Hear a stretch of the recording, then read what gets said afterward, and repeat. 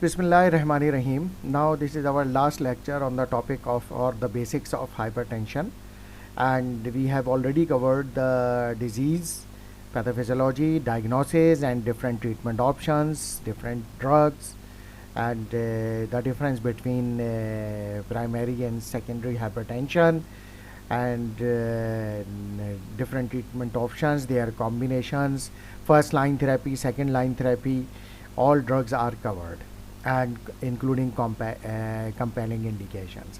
Now we are starting a topic of hypertension emergencies or hypertension crisis.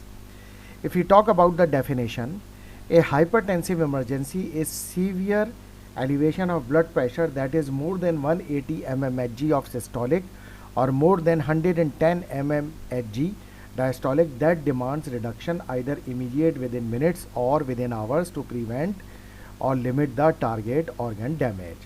This is called hypertension emergency or hypertensive emergency when the systolic blood pressure is above 180 mmHg or diastolic blood pressure is more than 110 mmHg. In this situation, we have to reduce the blood pressure as soon as possible within minutes to within hour.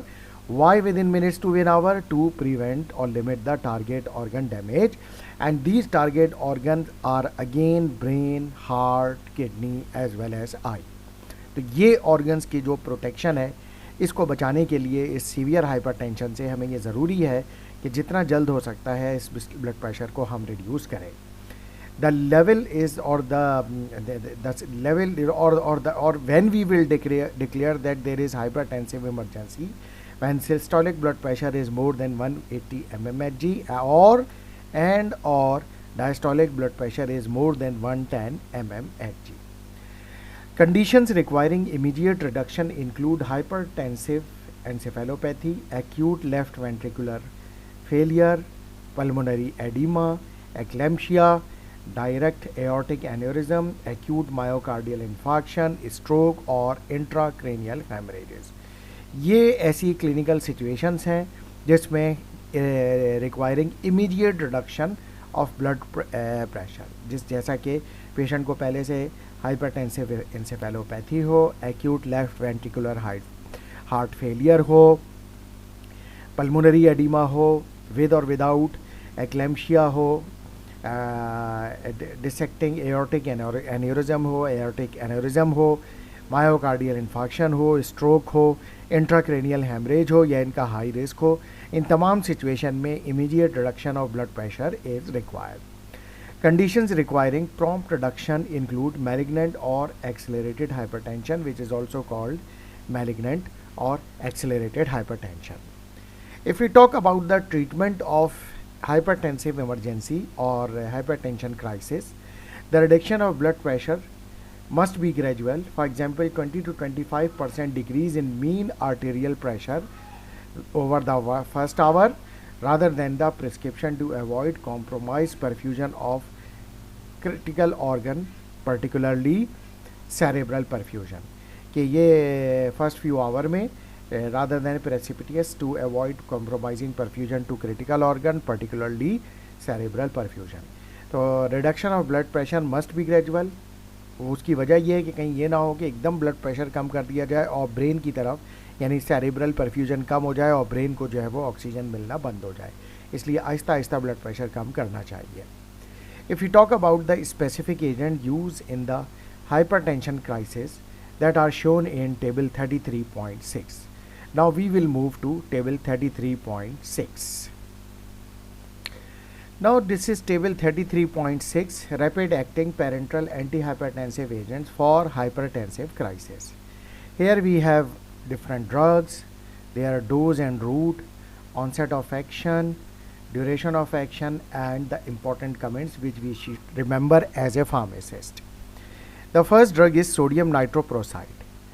Dose and route 0.3 to 10 milligram per kg per minute as IV infusion. Onset of action 0.5 to 1 minute means आधे minute से 1 minute में onset आ जाता है. Duration इसका 1 to 2 minute है, इस वजह से इसको आईवी इन्फ्यूजन की फॉर्म में दिया जाएगा. कमेंट्स इमीडिएट इफेक्ट है बट शॉर्ट ड्यूरेशन है, इसलिए इसको आईवी इन्फ्यूजन दिया जाएगा ताकि मुसलसल प्लाज्मा लेवल मेंटेन रहे और ब्लड प्रेशर कंट्रोल में रहे. इससे जो और इफ़ेक्ट्स आ सकते हैं, nausea, vomiting, muscle twitching and sweating, thiocyanide and cyanide intoxication. So we should be ready for that and prepare for that. If such type of intoxication occur, then we should reverse it. The another drug is nicardipine hydrochloride. The dose is 5 to 50 milligram, 5 to 15 milligram per hour intravenously.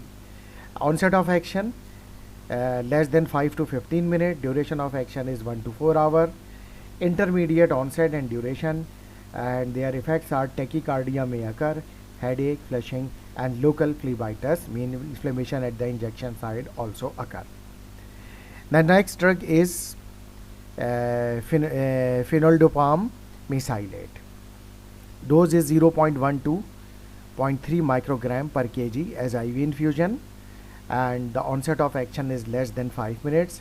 Duration of action is 30 minute, half an hour जो है इसका response बरकरार रहता है. Intermediate onset and duration, action on dopamine D1 receptor, dilation of renal and mesenteric vessels might be preferred over nitroprusside for long term और with renal dysfunction, tachycardia, headache, flushing and nausea. These are the side effects that may occur.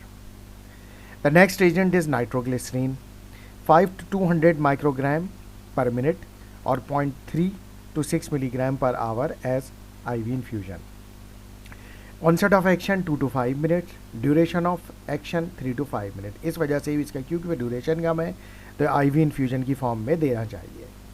Useful in coronary artery disease, headache, vomiting, methemoglobinemia जो कि एक toxicity है इसकी, tolerance with prolonged use, ये nitroglycerin के issues हैं.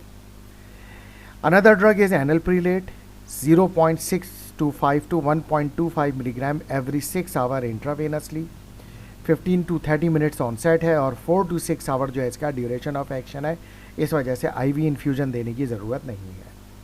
Useful in patients of heart failure but avoid in renal impairment, precipitates fall in blood pressure in high renin state, तो उन पेशेंट में हमें इस चीज़ की प्रिकॉशन पहले से लेके रखनी चाहिए. The next drug is hydralazine, 10 to 20 milligram intravenously or intramuscularly, onset 10 to 20 minutes and duration is 3 to 8 hours.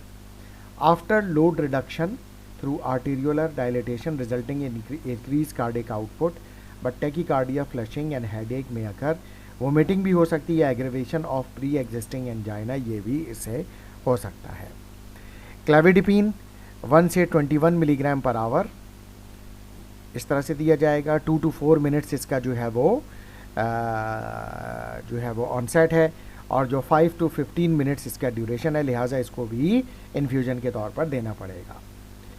इफिट, nausea, fever, caution, lipid disorder, ये जो है वो इसके कमेंट्स हैं, तो इसको जो है वो मॉनिटर करना पड़ेगा. इसके अलावा और एजेंट्स कौन से हैं? एड्रीनर्जिक इनहिबिटर्स, लेबिटोलोल हाइड्रोक्लोराइड, ये भी दी जा सकती है हाइपरटेंशन क्राइसिस में. 40 to 80 milligram IV bolus dose every 10 minute और 0.5 to 2 मिलीग्राम पर मिनट IV इन्फ्यूजन, दोनों तरह से IV बोलस और ये इन्फ्यूजन के तौर पर दिया जा सकता है. ऑनसेट 5 to 10 मिनट है, ड्यूरेशन 3 to 8 आवर है.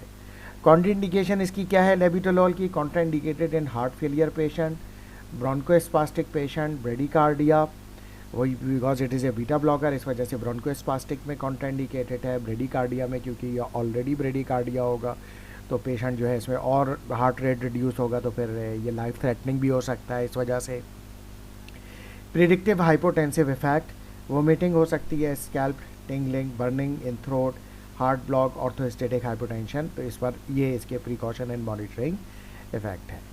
Esmolol 250 to 500 microgram per kg per minute for 2 minute, then 50 to 100 microgram per kg per minute for 4 minute and may repeat if needed, यानी अगर रिस्पॉन्स नहीं आए. 1 to 2 मिनट्स इसका onset है, duration 10 to 20 minute है. Beta blocker with ultra short duration effect है. ये primary use in perioperative situation owing to short duration and quick onset. Hypotension इससे हो सकती है और नोजिया हो सकता है. Another agent is phentolamine, 5 to 15 milligram IV intravenously, 1 to 2 minutes इसका ऑनसेट है, 3 to 10 मिनट्स इसका ड्यूरेशन है। Alpha adrenergic blocker causing peripheral dilation, इस तरह से ये ब्लड प्रेशर रिड्यूस करेगा, but may also cause tachycardia, flushing and headache. तो ये इशू इसके साथ, यानी ये टेकिकार्डिया, फ्लशिंग, इसके प्रिकॉशन और मॉनिटरिंग पैरामीटर्स हैं। तो ये हमने यहाँ पर ये टेबल कंप्लीट कर लिया, जो कि टेबल हाइपरटेंशन, यानी तमाम ड्रग्स वो कर ली जो कि हाइपरटेंशन क्राइसिस में दी जाएंगी। Now we will discuss on special population the principles of hypertension treatment in the elderly population. So when we talk about it, so the drug therapy for elderly has been recommended in the past, but with a greater degree of concern due to alteration in the end organ function, changes in the drug distribution and elimination, and impact which declining blood pressure has the in this patient population. तो ये जो population है, specific population है, उसकी वजह ये है कि एल्डर पेशेंट में ऑर्गन फंक्शन जो है वो ऑल्टर हो जाते हैं, चेंज हो जाते हैं, ड्रग डिस्ट्रीब्यूशन भी, क्योंकि प्रोटीन बाइंडिंग जो है वो चेंज हो जाती है, लिवर फंक्शन क्योंकि वैसा नहीं रहता जैसा कि एक एडल्ट का होता है, किडनी फंक्शन कॉम्प्रोमाइज़ होता है तो एलिमिनेशन भी डिफरेंट हो जाती है। और फिर इस चीज़ का इम्पैक्ट कि अगर ब्लड प्रेशर रिड्यूस होगा तो उससे इस जो ये जो पेशेंट है एल्डरली, इस पर क्या फ़र्क पड़ेगा, कहीं फॉल का रिस्क तो नहीं है, गिर तो नहीं जाएंगे, कहीं कोई और जो है इससे फ्रैक्चर या कोई और इशू तो रेज नहीं हो जाएगा। इस वजह से इस पेशेंट को स्पेसिफिकली अलग से देखना चाहिए। ए recent expert consensus document supported by the American college of cardiology foundation task force on the clinical expert consensus documents which was completed in April 2011 and forms the basis for the brief overview to conclude this chapter with the reference of elderly population. तो वो क्या consensus points हैं जिसको discuss करने की ज़रूरत है। The first point is the general principles for drug therapy in the elderly. Initial therapy should be started with the low dose and gradually increase. तो पहला तो पॉइंट ये है, प्रिंसिपल ये है कि इस पॉपुलेशन में लो डोज से थेरेपी स्टार्ट की जाए और ग्रेजुअली इंक्रीज़ की जाए, if needed to a maximum tolerated dose. If the drug is not tolerated as doses are increase toward target, second drug from a different class should be substituted for the initial drug. अगर targeted dose तक बढ़ाने के बाद वो target blood pressure goal achieve नहीं हो रहा तो फिर सेकेंड ड्रग को सब्सटीट्यूट कर दिया जाए और with initial drug. If the initial drug does not achieve the targeted goal, a second agent from the different class should be added. तो जो भी आप सेकेंड ड्रग ऐड कर रहे हैं वो डिफरेंट क्लास से होनी चाहिए।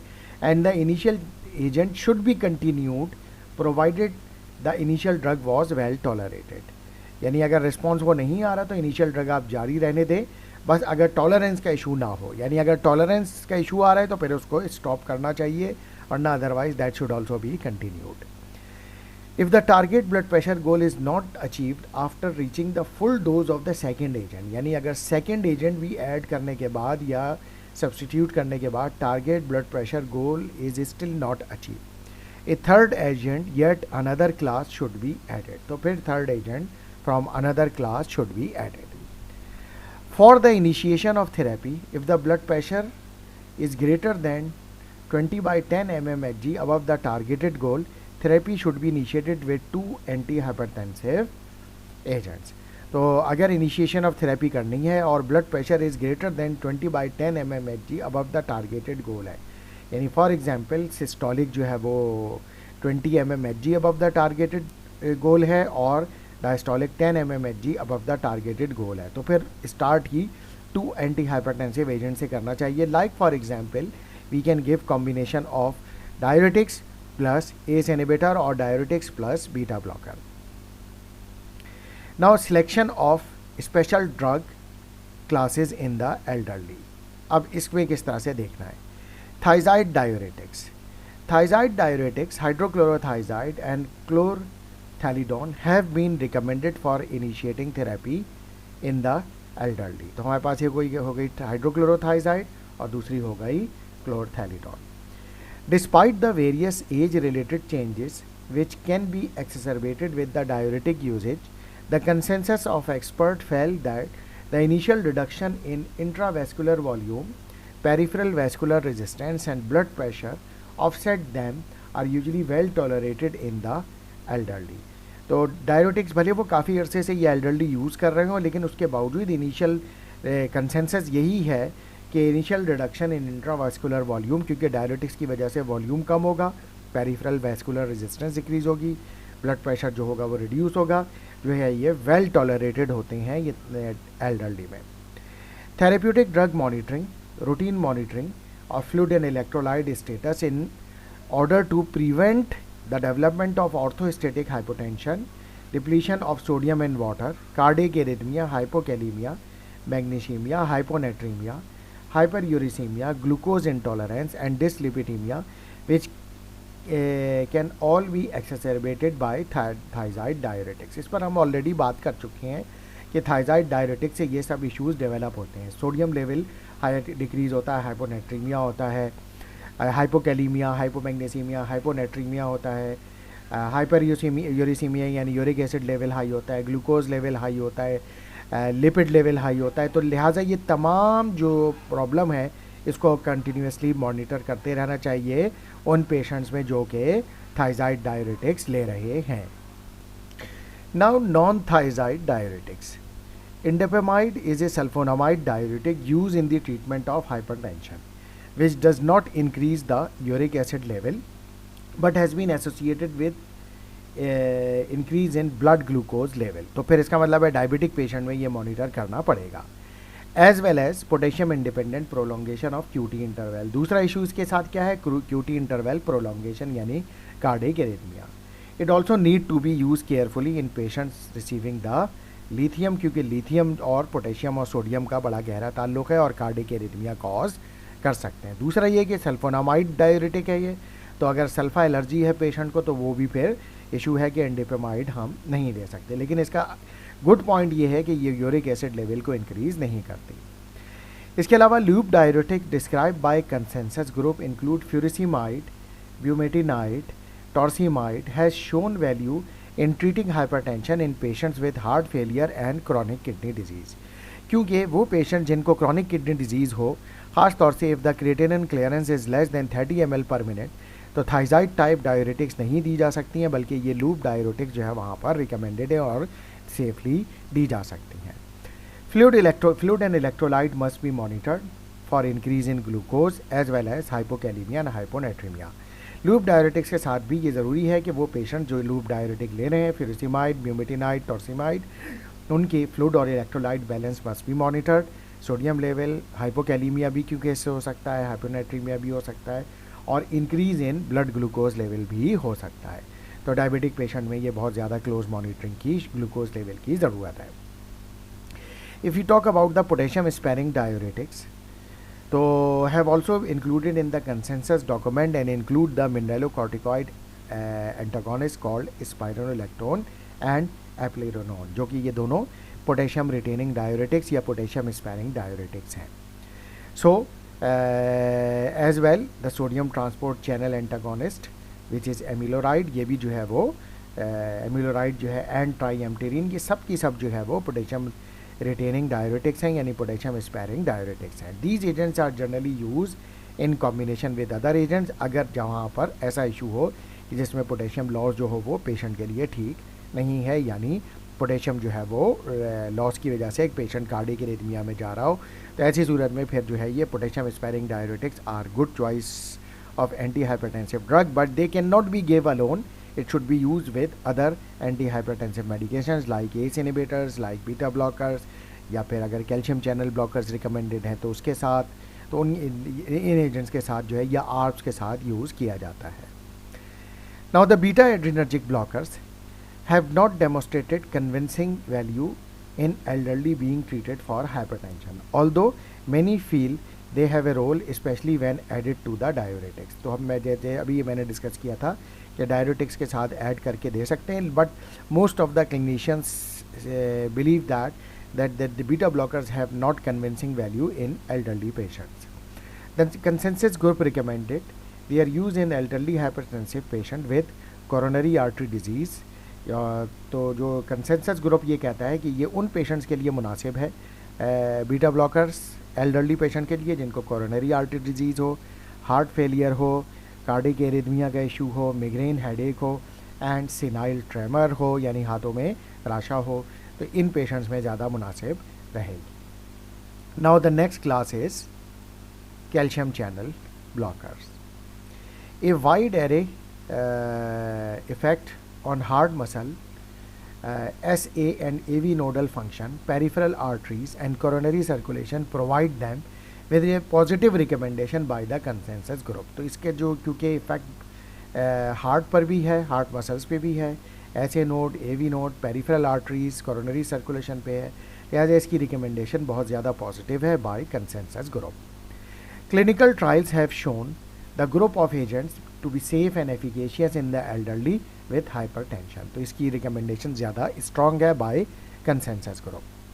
Due to numerous clinical applications for the calcium channel blockers, the consensus group recommended their use in elderly hypertensive patients with the comorbid conditions include angina and supraventricular arrhythmias या tachyarrhythmias। तो जो ख़ास तौर से वो पेशेंट जिनको angina है या कार्डिक एरिथमिया है उनमें तो इनकी रिकमेंडेशन बहुत ज़्यादा स्ट्रॉन्ग है। हाँ, ये अलग बात है कि वो पेशेंट जो कि हार्ट फेलियर में जा रहे हैं उनके लिए इसकी रिकमेंडेशन नहीं होगी। The added group concern for the primary adverse effect of the largest group of calcium channel blocker the dihydropyridine as being due to peripheral dilation which include oedema, headache, postural hypertension which could result in added risk of fall in the elderly. तो हाँ, एक issue है इसके साथ elderly में और वो ये है इसकी डाईहाइड्रोपाइरिडीन डेरिवेटिव जो कैल्शियम चैनल ब्लॉकर हैं लाइक एम्लोडिपिन, निज़लोडिपिन, निकार्डिपिन वगैरह। तो ये क्या करती हैं, पेरिफेरल वेजोडाइलेशन करती हैं जिसकी वजह से peripheral oedema, headache, postural hypotension हो सकता है जिसकी वजह से रिस्क है एल्डरली इंडिविजुअल में फॉल का।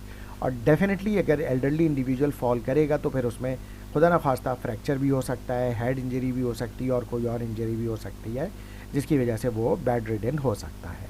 तो इस वजह से जो है ये एक रिस्क है एल्डरली पॉपुलेशन में, particularly with dihydropyridine derivative calcium channel blocker.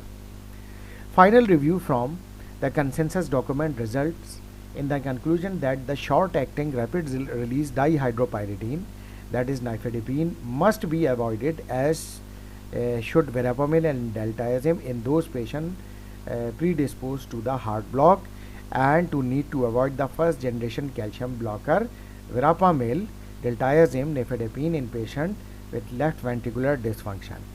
लिहाजा कंसेंसस ग्रुप ने इस कंक्लूजन पे पहुंचा है कि rapid release dihydropyridine, nifedipine must be avoided. Y?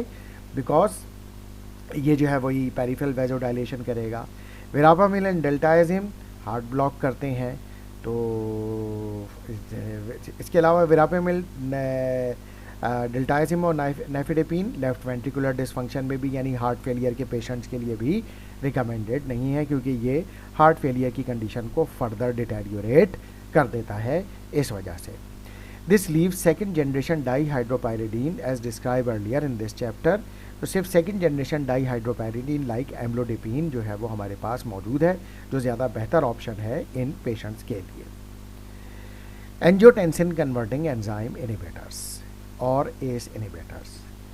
ACE are considered first line therapy in elderly hypertensive patient with heart failure due to their ability to reduce morbidity and mortality in patient with heart failure। यानी वो patient जिनको hypertension भी है और साथ में heart failure है। And most of the cases those who have chronic hypertension they have some degree of heart failure and the best choice of medication is ACE inhibitor in these patients। Why ACE inhibitor? Because if the patient is having heart failure with hypertension, then in these patients the evidence provided by ACE inhibitor is that ACE inhibitor significantly reduce the morbidity and mortality। They have also been shown to retard the progression of diabetic renal disease and hypertensive nephroschlerosis। यानी और further ये कि ये diabetes patient में renal disease की progression जो होती है उसको भी रिड्यूस करता है और नेफ्रोस्क्लेरोसिस से भी रिड्यूस करता है। Main adverse effect associated with ACE inhibitor include hypotension, chronic dry cough and rarely angioedema and rash. Angioedema क्या है? Severe hypersensitivity reaction. तो chronic dry cough और ये जो है वो इसके issues हैं.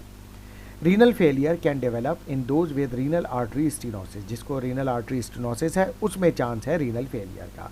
And hyperkalaemia can occur in patients taking supplements as well as those with renal insufficiency. वैसे भी एस इनहिबिटर से ये इशू है कि ये पोटेशियम लेवल को इंक्रीज करता है. Rarely neutropenia agranulocytosis can occur. Close monitoring is suggested during the first month of therapy. लिहाजा शुरू में फर्स्ट मंथ में कंटिन्यूसली जो है वो पोटेशियम लेवल और किडनी फंक्शन और न्यूट्रोफिल लेवल यानी ए ग्रेन्युलोसाइटोसिस चेक करने के लिए यानी सीबीसी जो है ये मॉनिटर करते रहना चाहिए कि कहीं ये इशू तो डेवलप नहीं हो रहा, ताकि अगर ऐसा कुछ है तो फिर इस ड्रग को स्टॉप कर दिया जाए. In addition serum creatinine and potassium level should be monitored for both classes of drugs in order to prevent the development of hyperkalemia due to potential for increased potassium tension as well as reduced renal function.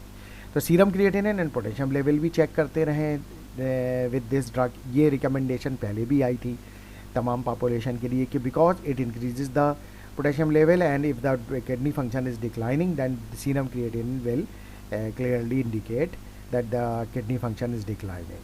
सो फिर drug की dose भी adjust की जा सकती है और शायद drug भी चेंज करना पड़ जाए. The consensus experts recommend did the use of ARBs as the first line therapy in elderly hypertensive patients of diabetes as an alternative in elderly hypertensive with heart failure who cannot tolerate ACE inhibitor. Consensus panel ने यह भी recommend किया है कि अगर patient ACE inhibitor नहीं ले सकता तो फिर ऑल्टरनेट के तौर पे फर्स्ट लाइन थेरेपी आर्ब्स है, particularly if the patient is having chronic dry cough. Dry cough का जो है बड़ा इशू हो रहा है तो फिर जो है वो आर्ब्स जो है वो is a good alternative option in these patients. बाकी जो इश्यूज़ हैं वो ये सारे यही हैं, यानी ए ग्रेन्युलोसाइटोसिस, न्यूट्रोपेनिया और एंजियोएडिमा, पोटेशियम लेवल इंक्रीज़ होना, ये सारे इशू जो है वो दोनों में सेम है. Now direct another class is direct renin inhibitor which is aliskiren. Aliskiren is the first direct acting renin inhibitor, and the consensus expert felt that it has similar effect to like ARBs and ACE for lowering the blood pressure without the dose related increase in adverse event in elderly. So it is a good option. Again, now we have another option. We have ACE inhibitor, we have ARBs, we have direct renin inhibitor which is eliskyrid. Combination drug therapy with hydrochlorothiazide, ramipril or amlodipine cause greater reduction in blood pressure than with either agent is used alone. तो ये जो combination है ये बेहतर है alone use करने के मुकाबले में. Data in combination with beta blocker is lacking. Only a very limited amount of data are available in black hypertensive patients यानी जो निग्रोज होते हैं, and there is no data on the use of eliskyrin in the patients with glomerular filtration rate less than 30 ml per minute, लिहाजा recommended नहीं है. यानी GFR अगर less than 30 ml per minute हो इसका मतलब है सीवियर रीनल इनसफिशिएंसी, और अगर if the patient is having severe renal insufficiency then aliskiren is not recommended. Why? Because there is no clinical data available in this population.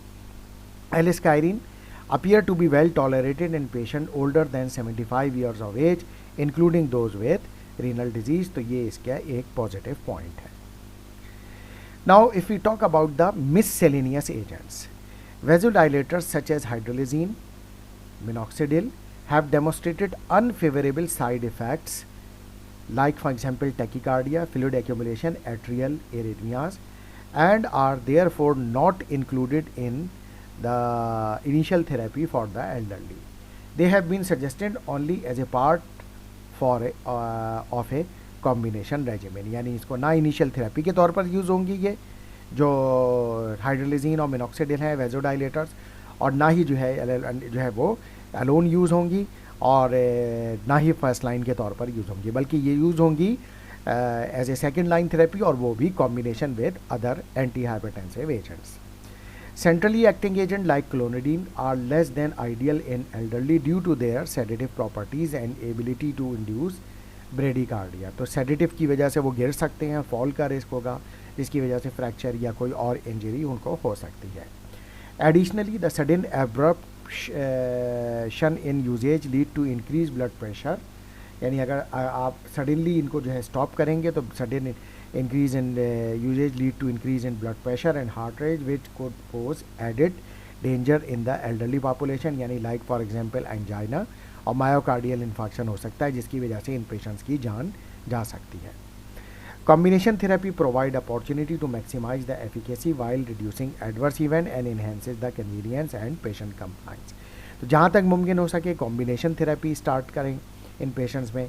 इससे एक फ़ायदा तो ये होगा कि हर ड्रग की कम डोज जाएगी और तो एडवर्स इवेंट रिड्यूस होंगे। दूसरा ये कि एक ही टैबलेट में अगर 2 या 3 कॉम्बिनेशन प्रोडक्ट मौजूद हैं तो फिर पेशेंट कंप्लाइंस जो भी बेहतर होगा, बजाय ये कि वो 3-3, 4-4 टैबलेट अलग ले, वो एक ही टैबलेट में वो तमाम एक्टिव इंग्रेडिएंट जो एक्टिव फार्मास्यूटिकल इंग्रेडिएंट है वो ले रहा होगा और उससे उसको वो बेनिफिट मिल रहा होगा। तो ये जो है जो ब्लड प्रेशर एब्रप्ट डिक्रीज़ है, ये वही है कि ब्लड प्रेशर जो रिसेप्टर लेवल की जो अप रेगुलेशन हो जाती है उस वजह से है। सडन जो है स्टॉप से ये होता है कि वो तमाम रिसेप्टर अवेलेबल हो जाती हैं और फिर वो ब्लड प्रेशर को, हार्ट रेट को बढ़ा देते हैं। और क्योंकि वो पेशेंट एल्डरली पेशेंट पहले ही काफ़ी फ्रेजाइल होता है तो उस वजह से इस पेशेंट में जो है वो ये लाइफ थ्रेटनिंग भी हो सकता है। तो इसलिए abrupt discontinuation is not recommended. Gradual decline, जो भी ड्रग जो है वो डिक्रीज़ आपको स्टॉप करनी है उसको ग्रेजुअली स्टॉप करना चाहिए। इसके साथ हमने ये टॉपिक हाइपरटेंशन के बेसिक लेक्चर कंप्लीट कर लिए।